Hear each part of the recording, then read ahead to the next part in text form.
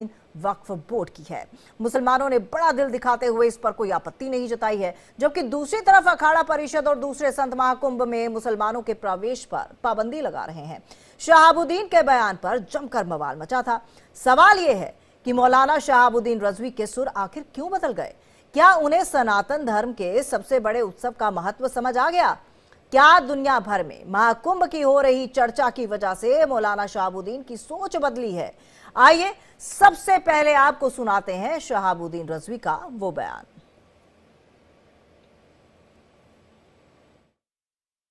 महाकुंभ मेले के शानदार और बेहतरीन इंतजामात को देख करके अब वो लोग भी तारीफ कर रहे हैं जो लोग हिंदुस्तान से बाहर हैं और हमेशा हिंदुस्तान की बुराइयां करते हैं और हिंदुस्तान के खिलाफ बोलते रहते हैं। तो ये मुख्यमंत्री योगी आदित्यनाथ जी के इंतजामात हैं। उन्होंने श्रद्धालुओं के रहने सहने खाने पीने की जो व्यवस्थाएं की हैं, उन व्यवस्थाओं की ये पूरी दुनिया कायल हो गई है, पूरी दुनिया तारीफ कर रही है। और पड़ोसी देश पाकिस्तान भी और वहां की अवाम और वहां के जो दानिश्वर तबका है, वो लोग भी अब कुंभ के मेले की तारीफें कर रहे हैं। जबकि ये पाकिस्तान वो पाकिस्तान है जिसने हमेशा हिंदुस्तान के तमाम खूबियों की, हिंदुस्तान की अच्छाइयों को एक गलत परिप्रेक्ष्य में, गलत पस मंजर में पेश किया और हमेशा वो इस तरीके से हिंदुस्तान के खिलाफ बोलता रहता है। और हमारे साथ इसी मुद्दे पर बातचीत करने के लिए हमारे खास मेहमान भी जुड़ चुके हैं। हमारे साथ आलोक वत्स, नेता बीजेपी की तरफ से जुड़े हुए हैं, महंत रामदूत दास जी हमारे साथ जुड़े हुए हैं, हिंदू धर्म गुरु, और साथ ही साथ हमारे साथ हाजी नाजिम खान, प्रवक्ता पीस पार्टी की तरफ से, और सैयद जव्वाद, राजनीतिक विश्लेषक हमारे साथ जुड़े हुए हैं। आप सभी का बहुत बहुत स्वागत है। सबसे पहले आलोक वत्स, आपका रुख कर लेती हूँ। बीजेपी की तरफ से नेता हमारे साथ जुड़े हुए हैं। ये जो हृदय परिवर्तन हुआ है, क्या ये उसका नतीजा तो नहीं है जो हाल ही में मुख्यमंत्री योगी आदित्यनाथ ने एक बयान दिया कि भाई जमीन तो काफी ज्यादा भूमाफियाओं ने कब्जा ली है, लेकिन कोई ले नहीं पाएगा, जल्दी वापस ले लेंगे? देखिए तमन्ना जी, वो मुख्य कारण नहीं है। मुख्य कारण है कि जिस तरीके का आयोजन इतने बड़े स्तर पर, इतनी सुगमता के साथ, इतनी सरलता के साथ की गई है, ये योगी जी की अद्भुत क्षमता को दर्शाता है। लेकिन आलोक जी, मैं इसलिए आपको बीच में टोकरी, माफ कीजिएगा, क्योंकि ये तो बतौर भारतीय हम सबको पता था, बड़े देर से इसके तमाम इंतजाम चल रहे थे, खबरों में कब से आ रहा था, हम लोग दिखा रहे थे, चाहे सुरक्षा की बात हो, चाहे श्रद्धालुओं के रहने की बात हो, हम सबको पता थी। अगर आप इसको सांप्रदायिक चश्मे से देखते हैं तो आप ये सब चीजें कह सकते हैं कि हाँ, ये वक्फी जमीन है, ऐसा कार्यक्रम हो रहा है, तब आप देख सकते हैं। लेकिन बतौर भारतीय ये पहले दिन से पता था कि जो महाकुंभ का आयोजन होगा वो देखने लायक होगा और ऐतिहासिक उसके इंतजाम होंगे। तो ये बयान में जो बदलाव आया, ये क्यों? देखिए तमन्ना जी, कहने और करने में बहुत अंतर होता है। बहुत बड़ी बड़ी बातें की जाती हैं, लेकिन धरातल पर जब उसको उतारने की बात आती है तो वो संभव प्रतीत नहीं होता है। अब मैं थोड़ा सा डिटूर होकर कहूंगा, केजरीवाल जी ने दिल्ली के लिए कितनी बड़ी बड़ी बातें की, लेकिन धरातल पर नहीं उतार पाए।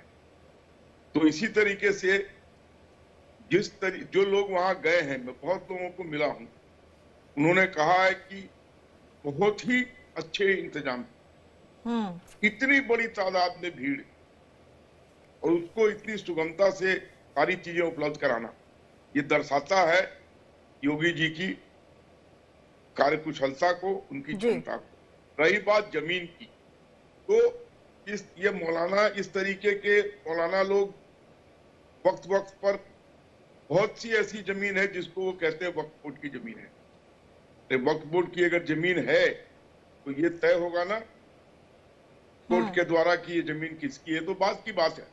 लेकिन आज जो व्यवस्था देखी उन्होंने, जिस तरीके का इसका विश्व में प्रचार प्रसार हुआ, मैं नहीं समझता हूं इतना बड़ा कॉन्ग्रीगेशन मानवता का कहीं और किसी धरती पर होता होगा। बिल्कुल।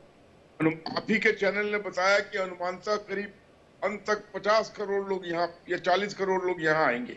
हाँ 40 करोड़ सुनने में बहुत अच्छा लगता है, लेकिन 40 करोड़ को और सिर्फ संभालना भारतीय कितना नहीं सर, बड़ा पूरे विश्व से लोग आ रहे हैं, ये हम तमाम खबरों में बता रहे हैं।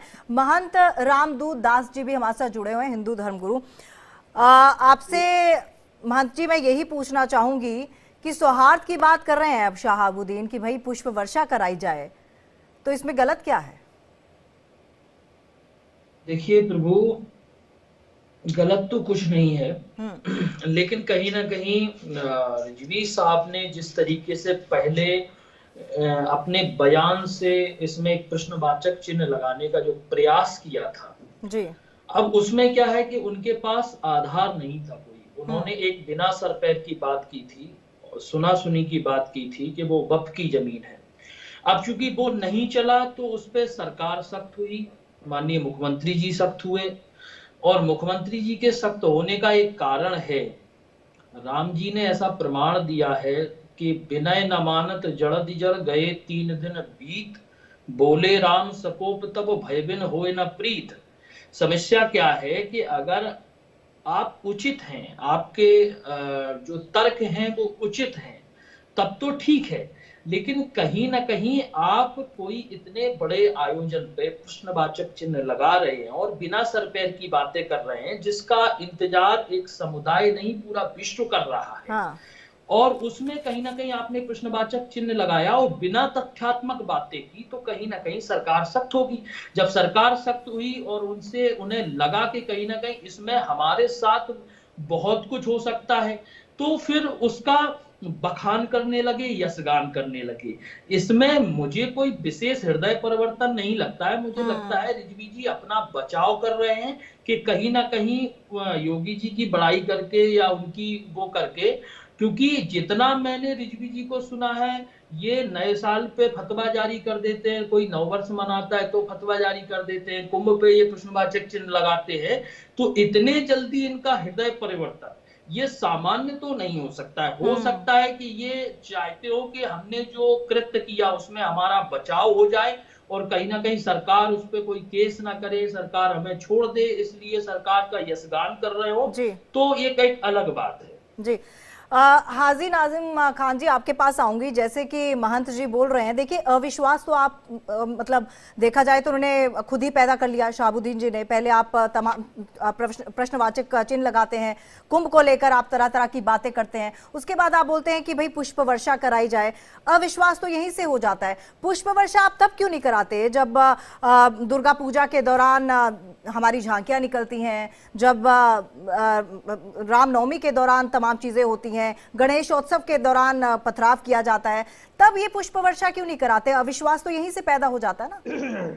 हाँ तमन्ना जी, देखिए मेरी आवाज आप तक आ रही है? जी हाँ तमन्ना जी, देखिए अभी आपने झांकी की बात करी, आपने शोभा यात्रा की बात करी। देखिए अगर मुहर्रम जब निकलते हैं तो मुहर्रम में कोई भी मंदिरों को ढका नहीं जाता है, और लेकिन जब शोभा यात्राएं निकली जाती है तो मस्जिदों को ढक दिया जाता है। इससे बड़ा प्रमाण और क्या होगा मुल्क के अंदर। और रही बात यह कि जिस तरीके की बात यहाँ पर कही गई है कि यहाँ पर के विदेशों में भी हमारे मुल्क की तारीफ होती है, तो देखिए हमें बड़ा फक्र महसूस होता है कि हमारे भारत की मुल्क विदेशों के अंदर तारीफ होती है। लेकिन वही भारत के अंदर रहने वालों के साथ क्या हो रहा है, ये बाहरी मुल्क वालों को नहीं पता। सर क्या हो रहा है, थोड़ा डिटेल में बताइएगा क्या हो रहा है?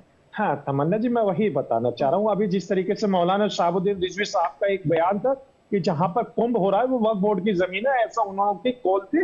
उन्होंने कहा कि सरताज ने दावा करा, लेकिन फिर कुछ समय बाद सूबे के वजीर आला का एक बयान आता है, वो कहता है कि 1-1 इंच ले लूंगा, खाल उतार के ले लूंगा। ऐसा बयान जब सूबे के वजीर आला का आएगा तो फिर क्या होगा? मुझे ऐसा लगता है कि जो संवैधानिक सर वक्फ बोर्ड तो ऐसा हो गया जैसे बच्चा होता है ना, किसी मेले में जाता है तो बोलता है मुझे ये चीज चाहिए, किसी पे भी नजर मिले, वैसे ही वो हो गया कि भाई ये जमीन है, ये वक्फ बोर्ड की है, ये वैसा ही हो गया है।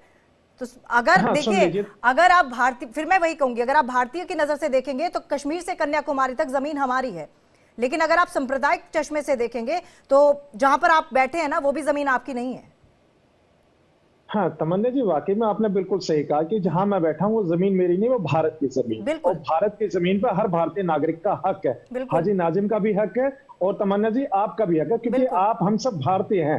और रही बात यह कि अभी आपने वक्फ बोर्ड की जमीन की बात करी तो अभी मुझे अजमेर शरीफ की भी बात याद आ जाती है। वहां पर एक याचिका दायर करी जाती है अजमेर की दरगाह पर, और फिर उसके बाद कुछ दिनों बाद मुल्क के वजीर आजम वहां पर चादर चढ़ाने के लिए भेज देते। तो ऐसा मुल्क के हालात हो रहे हैं। तो मुझे फिर वही एक शेर याद आ जाता है कि चलती बंदूक के दहाने पे है तमन्ना जी, हमको मालूम है हम निशाने सर पे। लेकिन अभी इसमें जिस गलत क्या है तरीके- हाँ, चादर सुन लीजिए, चढ़ाने? तमन्ना जी, अभी अभी आपने कहा कि हाजी नाजिम जहां आप बैठे कि यहाँ पर ये जमीन भी आपकी नहीं है, यानी कि आपने मेरी देशभक्ति के प्रमाण को चैलेंज करने की कोशिश करी है। आज आपने जो कहा है कि हाजी नाजिम ये जमीन आपकी नहीं, मुझे बड़ा सर दुख मैंने हो रहा कहा कि अगर मेरे आप अपने आप को हाँ। भारतीय मानते हैं तो कश्मीर से कन्याकुमारी तक जमीन आपकी है।